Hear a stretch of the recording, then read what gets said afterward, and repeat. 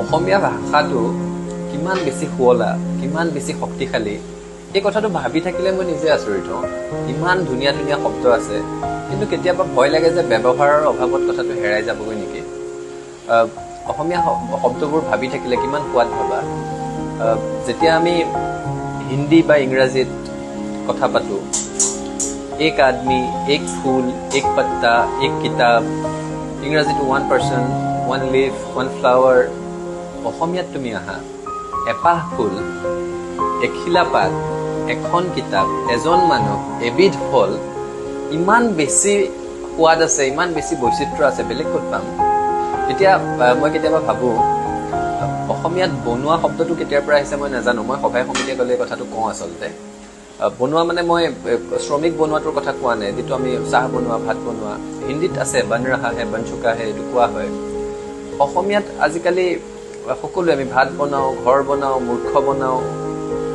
অসমীয়াত কিন্তু যিবোৰ শব্দ আছিলে, আমি ভাত ৰান্ধো, আমি ঘৰ বান্ধো, আমি মূৰ্খ সজাওঁ, আমি চাহ তপতাওঁ, এই শব্দবোৰ যদি আমি ব্যৱহাৰ নকৰোঁ, আমাৰ নতুন প্ৰজন্মটোৱে কেনেকৈ শিকিব?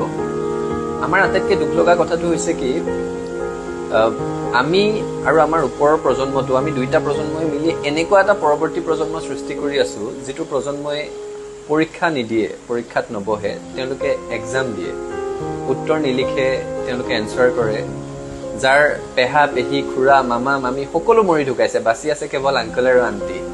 গতিকে এইটো ভাষাৰ ওপৰত কিন্তু মই এটা সংকট বুলিয়ে ধৰোঁ, আৰু তাৰ পৰা কেনেকৈ উলিয়াই আনিব লাগিব সেই কথাটো আমি নিজে চিন্তা কৰিব লাগিব। বহুত সৰু সৰু ধুনীয়া ধুনীয়া শব্দ ইতিমধ্যে হেৰাই গৈছে। এতিয়া যে আমৰ কলিটোক আমটিলা বুলি কয়, আকৌ পকা আমৰ যিটো গুটিটো আমুঠি বুলি কয়।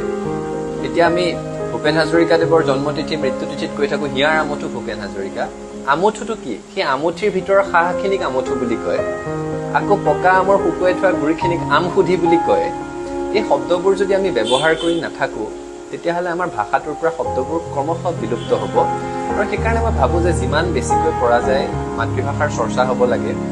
আমাৰ ল'ৰা ছোৱালীয়ে ইংৰাজী শিকিব লাগিব, হিন্দী শিকিব লাগিব, সকলো ভাষা শিকক, কিন্তু মাতৃভাষাটো যাতে পাহৰি নাযায় তাৰ কাৰণে সকলোৰে প্ৰতি অনুৰোধ থাকে।